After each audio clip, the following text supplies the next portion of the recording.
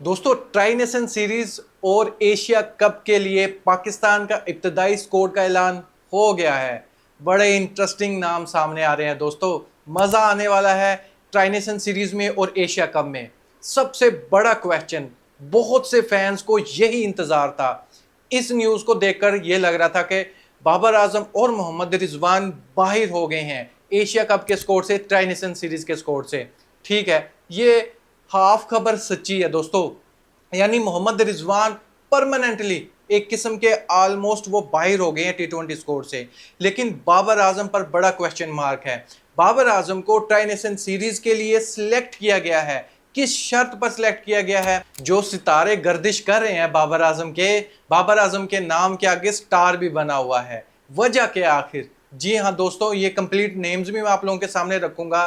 Try nation series start होने जा रही है 29 अगस्त से। ये ट्राई नेशन सीरीज स्टार्ट होगी, 7 सितंबर को फाइनल मैच होगा। पहला ही मैच जो 29 अगस्त को है वो पाकिस्तान वर्सेस अफगानिस्तान का है ट्राई नेशन सीरीज का। ये सारे के सारे मैचेस शारजा क्रिकेट स्टेडियम में हैं। लेकिन पाकिस्तान के जो मैच है एशिया कप के, वो सारे के सारे मैचेस हैं दुबई क्रिकेट स्टेडियम में। इस बार इंडिया भी दुबई में खेल रहा है, पाकिस्तान भी दुबई में खेल रहा है। अब किसी को एडवांटेज हासिल नहीं हो सकता पिच को लेकर, क्योंकि एशिया कप को ऐसे बनाया गया है कि पाकिस्तान वर्सेस इंडिया के ज्यादा मैचेस हों और एक ही जगह पर हो। क्योंकि इंडिया के साथ जो खेलना मजबूरी है, रखना पड़ेगा पाकिस्तान को एक ही जगह पर रखा है। इसलिए ट्राई नेशन सीरीज में हर एक टीम दो दो मैचेस खेलेगी, उसके बाद वो फाइनल में जाएंगी जो टॉपर होगा टेबल पॉइंट में। ऐसे ही एशिया कप में अगर आप देखते हो तो स्टार्ट में जो मैचेस होंगे एक टीम के, वो 3 मैचेस होंगे। 3 मैच खेलने के बाद फिर सुपर 4 के लिए टीम क्वालिफाई कर जाएगी। वहां पर जाकर फिर ये आपस में 3 मैचेस और खेलेंगे।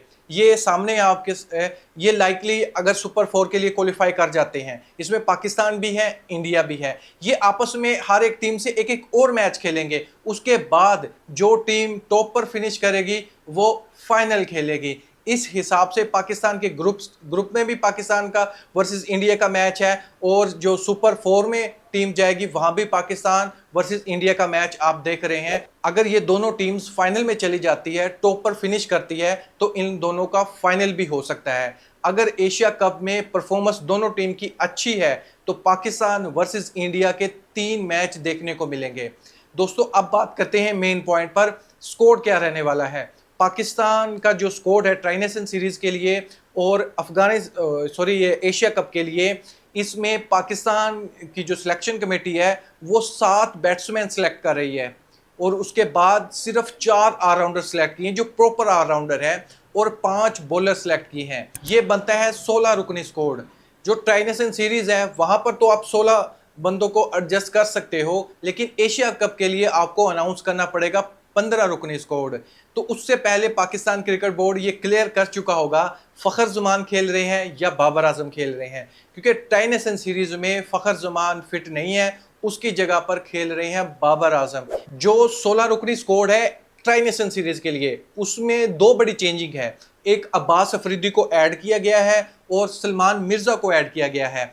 लेकिन जो एशिया कप होगा उसमें इन दोनों की परफॉर्मेंस देखी जाएगी। अगर इनकी परफॉर्मेंस अच्छी है तो इनको ही कंटिन्यू किया जाएगा, अदरवाइज फिर शहनशाह अफरीदी और ये हारिस रऊफ एशिया कप खेलेंगे। क्या स्कोर है कंप्लीट, वो अपनी स्क्रीन पर देखें आप। सबसे पहले ट्राई नेशन सीरीज का स्कोर देखें। Of course captain Salman Ali Agha है, साहिबजादा फरहान है, इसको बिल्कुल भी ड्रॉप नहीं कर सकते, प्लेइंग 11 का ये हिस्सा भी रहने वाले हैं। साइम यूब है, और जो पार्ट टाइम बॉलिंग भी करवा सकते हैं। मोहम्मद हारिस विकेट कीपर के तौर पर और बैट्समैन के तौर पर। हसन नवाज मिडल ऑर्डर में फिंचन का रोल अदा करेंगे। हुसैन तलत ऑलराउंडर के तौर पर खेलेंगे। Faheem Ashraf allrounder, fast bowling allrounder. Hasan Ali खेलेंगे। Abbas Afridi, Salman Mirza, Sufiyan Muqeem, Babar Azam, Khushdil Shah spin bowling allrounder, Mohammad Nawaz spin bowling allrounder, Abrar Ahmed और फ़खर जमान। ये है ट्राई नेशन सीरीज़ के लिए स्कोर। और दूसरी तरफ एशिया कप का स्कोर आप चेक करें। Salman Ali of course captain, Sahibzada Farhan, Saim Ayub, Mohammad Haris, Hasan Nawaz, Hussain Talat, Faheem Ashraf, Shaheen Shah Afridi, Haris Rauf, Hasan Ali, Sufiyan Muqeem, Fakhar Zaman और खुशदिल शाह, मोहम्मद नवाज, इब्रार अहमद और बाबर आजम। ये जो फ़खर ज़मान का नाम है ये सब्जेक्ट टू फिटनेस है। अगर फ़खर ज़मान फिट होते हैं तो ये कंटिन्यू करेंगे, अदरवाइज फिर बाबर आजम खेलेंगे। मैं आप लोगों के सामने अफगानिस्तान का स्कोर भी रख देता हूं।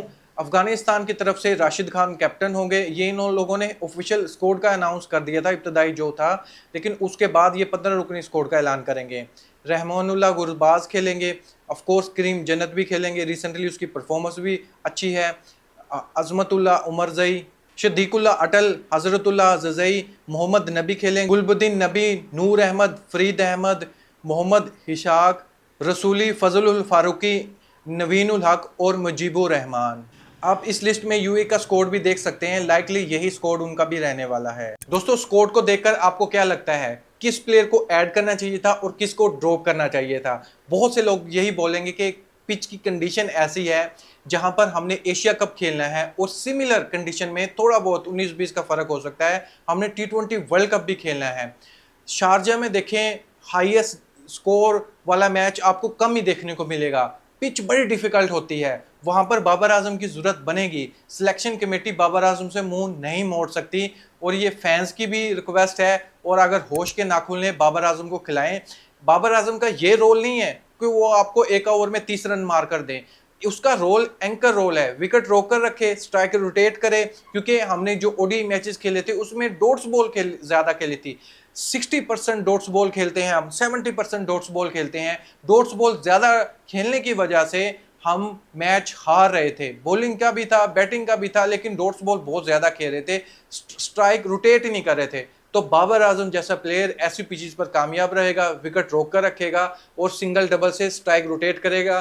जो दूसरे प्लेयर है वो पावर हिटिंग कर सकते हैं, क्योंकि हमारा यंग स्लॉट आपको पता है टी20 का है। तो इस हिसाब से बाबर आजम के अराउंड अगर ये क्रिकेट खेलते हैं तो बहुत ही अच्छा है। लेकिन फिर भी आप इस बारे में क्या सोचते हैं? आपके हिसाब से कौन सा प्लेयर होना चाहिए, कौन सा को आप रिमूव करोगे? ये इब्तदाई स्कोर है, इंशाल्लाह ऑफिशियल तौर पर जल्द स्कोर सामने आ जाएगा। इंडिया का तो आई थिंक ये 19 अगस्त को ये अनाउंस कर देंगे। पाकिस्तान भी जल्द ऑफिशियल तौर पर स्कोर का ऐलान कर देगा। लेकिन ज़्यादातर यही प्लेयर होने वाले हैं। साहिबजादा फरहान को ड्रॉप नहीं कर सकते, साइम यूब को ड्रॉप नहीं कर सकते, मोहम्मद हारिस, सलमान अली आगा, हसन नवाज को हम ड्रॉप नहीं करते, शाहीन शाह अफरीदी को ड्रॉप नहीं कर सकते, सुफियान मुकीम को ड्रॉप नहीं कर सकते, हसन अली को ड्रॉप नहीं कर सकते। ऑलमोस्ट जो मैंने नाम ले लिए ये प्लेइंग 11 के पार्ट हैं ये सभी प्लेयर। तो इन लोगों को ड्रॉप करना बनता नहीं है, बस एक दो प्लेयर की चेंजिंग होगी। वो कौन सी है आप समझते हैं? अपनी राय कमेंट बॉक्स में मुझे जरूर बता दीजिएगा। थैंक यू, अल्लाह हाफिज़।